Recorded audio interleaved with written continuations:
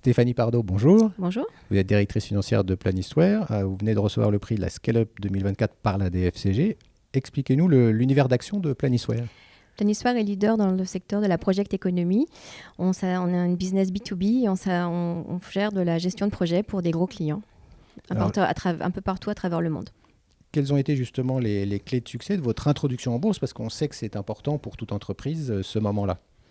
La première chose, c'est la motivation. Il faut être sûr de faire une IPO pour les bonnes raisons, donc avoir une bonne motivation avec un projet très clair. Ensuite, il faut avoir un business plan très solide, puisque c'est un business plan qu'on va défendre tout au long de l'opération.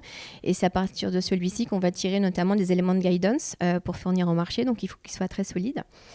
Ensuite, une IPO, c'est un projet qui s'anticipe. Il faut prévoir de commencer le projet 12 à 18 mois avant, parce qu'il y a des transitions IFRS à faire sur 3 années, il y a plein de choses, il y a toute la documentation juridique à drafter. Il faut être en mesure de sortir des reportings et des forecasts de qualité. Donc, c'est vraiment un projet qui s'anticipe longtemps à l'avance. Ça ne se fait pas en 3 minutes. Il faut être aussi à l'écoute du marché parce que comme on a la particularité d'y être allé 2 fois, première tentative et ensuite un succès, on s'est rendu compte qu'il était très important de suivre tous les éléments notamment géopolitiques, économiques, parce que ça pouvait avoir une incidence sur l'opération.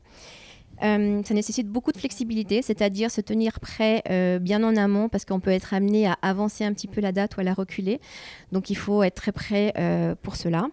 Je dirais aussi qu'il faut avoir le bon niveau de valorisation. Ne faut pas viser trop haut parce qu'on a envie d'avoir un aftermarket qui sera très positif. Et enfin, je dirais, c'est important d'onboarder les salariés.